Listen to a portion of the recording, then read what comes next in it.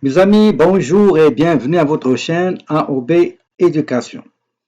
Aujourd'hui, nous allons voir la méthode d'évaluation du stock appelée méthode de l'épuisement successif, c'est-à-dire première entrée, première sortie. En anglais, first in, first out.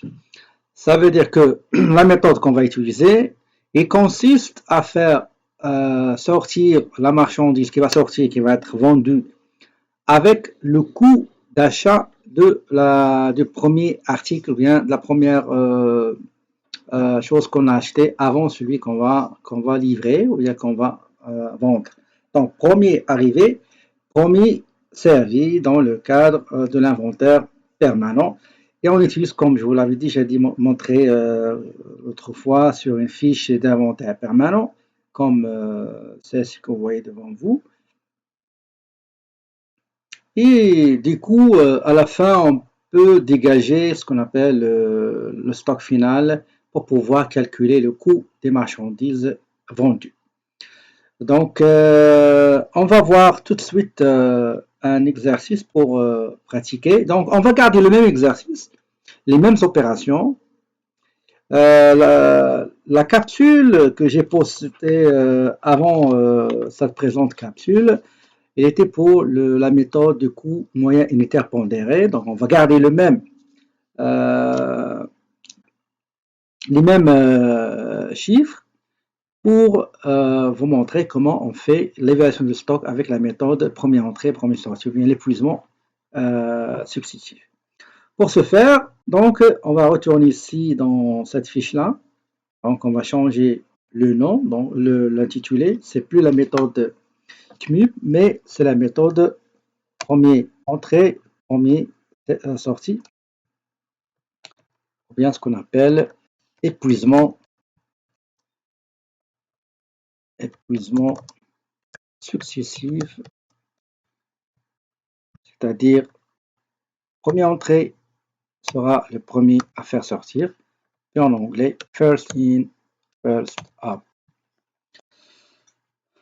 Les données qu'on a ici, donc on a des achats, des sorties, un stock au début, et on va calculer le stock final avec cette méthode-là, qui demande un petit peu de temps. Ok, donc premièrement, le 1er décembre, on va inscrire le stock début ou bien initial. Donc, on avait dans notre solde, on avait des articles avec des dollars. Donc, c'est 100 dollars, la valeur totale du stock initial.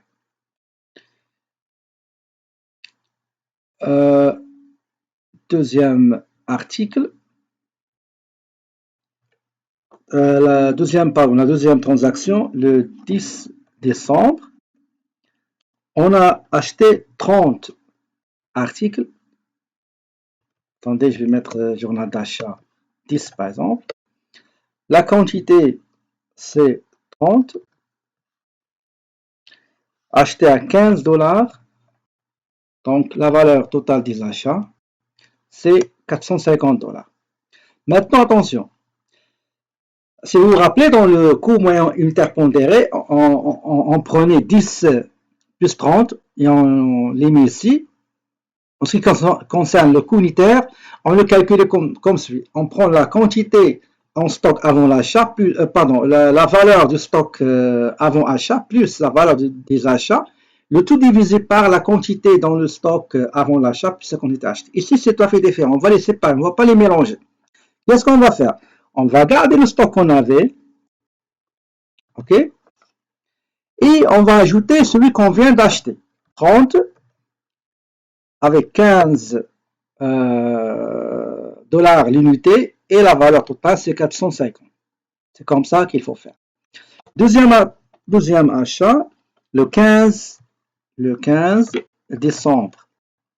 Journal, toujours achat 10. On a acheté 5 articles à 12, c'est-à-dire 60 dollars. Dans le stock, faut attention, on ne va pas les mélanger. On va garder les données qu'on avait avant l'achat du 15 décembre, donc à 10, ça donne 100 $. Les 30 achetés à 15 $, valeur totale 450. Et on va ajouter ce qu'on vient juste d'acheter, 5 articles à 12 $, 60 $. Pourquoi on les a séparés? Parce que quand on va vendre la matière, ou bien l'article, ou bien le produit va sortir, regardez ici, quel est le premier qui a été acheté? C'est les articles achetés à 10. Ok? Pardon, c'est les articles qu'on avait au début. D'accord? Les articles qu'on avait, c'est eux qui doivent être sortis. Si on vend 40, d'accord? On épuise 100 et après on fait les 30 avec 15. Bon, vous allez voir, donc je ne vais pas anticiper les choses. Donc pour le moment, j'ai le stock initial plus achat, plus un autre achat, et cette séparation va me permettre de choisir quel est le premier qui est rentré en stock et qui doit sortir en premier. C'est-à-dire le coût le coût unitaire, le prix unitaire, mais le coût unitaire de l'article qui est entré en stock le premier, c'est ce coût-là qui sera affecté ou bien appliqué à la sortie qu'on va désirer. Donc 15 décembre. Ben, on va le voir tout de suite dans l'opération du 18 décembre. Donc journal de vente 10. Regardez très très bien. On a vendu 25. Qu'est-ce que je vais faire ici? Tout d'abord, je dois épuiser, éliminer, faire sortir 10. Regardez, 5, 10. À combien? À 10 $. Donc, c'est 100 $. Très bien. Combien il me reste? J'ai dit ici, j'ai vendu 25. Il me reste 20. Je vais les faire sortir de ces 30. Parce que le coût unitaire, le premier de l'article, du premier article qui est rentré en stock, c'est 10. Ça y est, il est sorti. 0. Maintenant, le suivant. Combien je vais épuiser dans le 30? Je vais épuiser juste 25. Donc, 25 vont être sortis et vendus à 15 $. D'accord? Donc, 10, ça y est, ils sont partis. J'ai pris 25 des 30, il me reste juste 5. 5 à 12 $, c'est-à-dire 60. Et les autres 5 que j'ai pas touché, pardon, ici c'est 15. Ok? Donc c'est 75, je crois. Et le reste, je n'ai pas touché parce que c'est les derniers qui ont été entrés. Parce qu'il y a une autre méthode qu'on va le voir après, c'est l'IFO, last in, first out. Dernier entré, premier sorti. On va le voir dans une prochaine capsule. Maintenant, l'opération suivante. Le 20 décembre, on a vendu 6 articles. Donc, on va mettre ici 20 décembre. Pardon, je reviens pour enregistrer le journal de vente 10. Regardez, faites attention. Combien j'ai vendu? 6.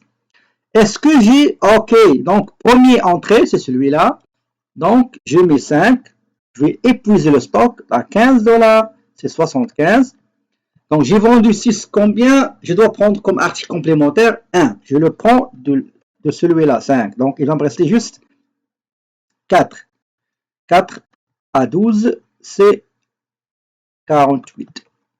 C'est ça. Pardon, ici c'est 12. C'est 12. OK? Donc, j'ai épuisé 5, ils sont là partis, donc 0, il reste 0 dans le stock. Les 5 articles ici, avec 12, bah, je vais prendre juste 1 pour compléter 6. L'opération suivante, le 22, j'ai un retour, donc 22. 22, donc le 22, 22, 12. J'ai un retour, donc journal achat 10. Un seul article qui a été retourné, donc moins 5 à 12. Okay. Donc c'est un moins 60. Il me reste juste 1. Pardon, 3. 3 articles après le retour. 12. Donc 36. Prochaine opération. j'ai deux articles vendus. Le 26 décembre, donc j'ai journal de vente 10, j'ai vendu 2 à 12, donc c'est 24 $ le total. Ok. Ici j'ai oublié tout ça à faire la multiplication. Donc il me reste un seul article à 12 $, donc 12 $ l'article. Toujours j'essaie d'épuiser le premier qui est entré, et non pas le dernier. Alors, le dernier c'est notre méthode d'évaluation de stock qu'on appelle LIFO, Last In, First Out, dernier entrée, premier sorti. Le 26 décembre, pardon, les ventes c'était le 24, pardon, le 24, non pas 26. Bah, le 26, on a acheté combien? Journal d'achat 10. On a acheté 12. Voilà, j'ai 12 à 13 $. À 13 $. Ok, à 13 $. Donc ça c'est le total. Donc j'ai un article au départ avant celui-là, donc à 12, et je vais ajouter celui que je viens d'acheter, 12 articles achetés à 13 $, donc c'est 156. Ça c'est le 26. Le 28, j'ai acheté aussi, le 28, j'ai acheté 5 articles, journal d'achat 10. J'ai acheté le 12, 5 articles. 5 articles à combien? À 12. Donc c'est 60. Regardez, je viens ici, je garde les articles que j'avais avant cet achat-là, 12, 13, 156, et je leur ajoute les 5 que je viens juste d'acheter à 12 $, donc 60. Maintenant, le 29, j'ai une sortie. 29, elle est là, 29, 12, journal vente 10, j'ai vendu combien? J'ai vendu 20, ok? Donc, je commence par faire sortir le premier, donc les premiers articles entrés. Donc, j'ai 1, donc regardez ça là, il faut les sortir, donc 1 à 12, ça donne 12. Les 12, je vais les faire sortir. Attention, ici c'est 12, qu'est-ce que je suis en train de faire? Oublie ça, voilà. Les 12 là, à 13, donc c'est 156, donc j'ai 13 ici. 13. Combien j'ai ici? 13, 18. Et combien j'ai vendu? 13 et 18, j'ai vendu 16. Pardon, j'ai vendu 16. Donc ici, j'ai dans le stock 18 et j'ai vendu 16. Donc j'ai ici combien ici? C'est 13. Le complément, ça sera 3. 3 articles du 12. Donc ça sera 36. Et à la fin, ça, ils sont partis. Tous ces articles-là sont partis.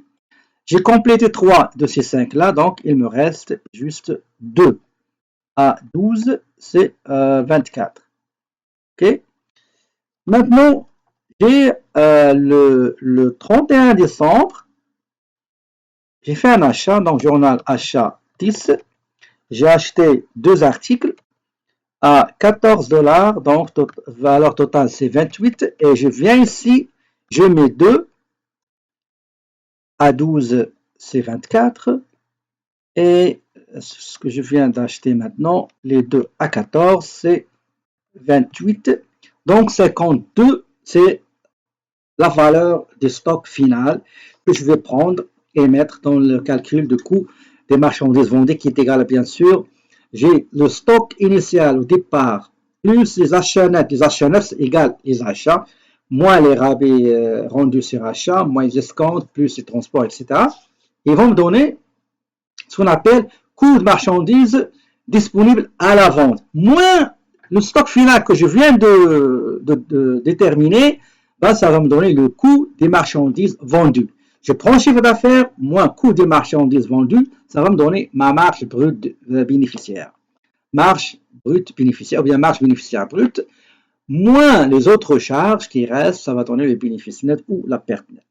Donc, c'est comme ça qu'on fait le calcul, qu'on fait ce qu'on appelle, pardon, l'évaluation de stock par la méthode épuisement successif. J'espère qu'il vous sera utile. D'ici une nouvelle capsule, je vous souhaite une très belle journée et je vous dis, mes amis, bon courage, bonne chance et à la prochaine.